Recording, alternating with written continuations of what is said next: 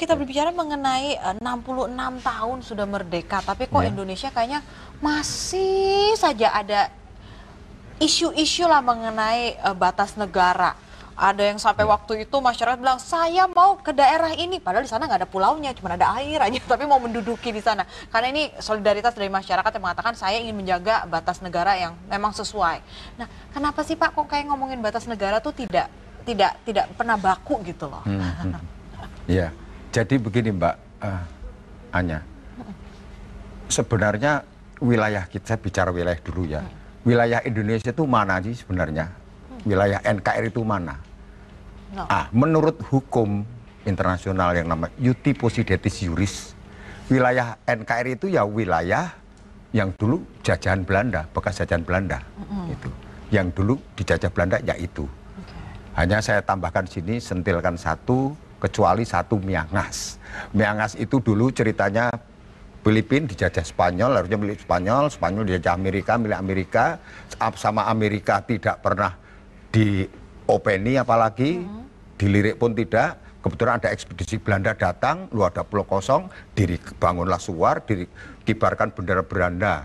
Suatu saat Amerika datang, marah dia, loh bilateral nggak selesai, diangkat ke Mahkamah Internasional. Putusan Mahkamah Internasional 1928 kalau tidak salah itu, Miangas menjadi milik Belanda. Oleh karena itulah satu-satunya pulau Indonesia yang punya akte kelahiran itu. Jadi intinya Iutis Possidetis Juris itu dulu yang milik Belanda, itulah Indonesia. Nah kemudian sebenarnya batas darat itu sudah selesai semuanya. Kan kita kalau gambar peta harus jelas. Iya, sudah jelas, sudah selesai itu. Yang kenapa belum selesai? Karena batas atau demarkasi yang dipasang oleh Belanda dan Inggris misalnya di Malaysia gitu, itu hanya sebagian kecil, baru sebagian kecil, belum semuanya gitu, belum rapat lah pilar-pilar atau tugu-tugu batas, kalau masyarakat bilang patok-patoknya gitu. Nah itu jadi belum jelas. Kemudian ada beda interpretasi di perjanjian atau traktat antara Belanda dan Inggris, katanya di watershed mana?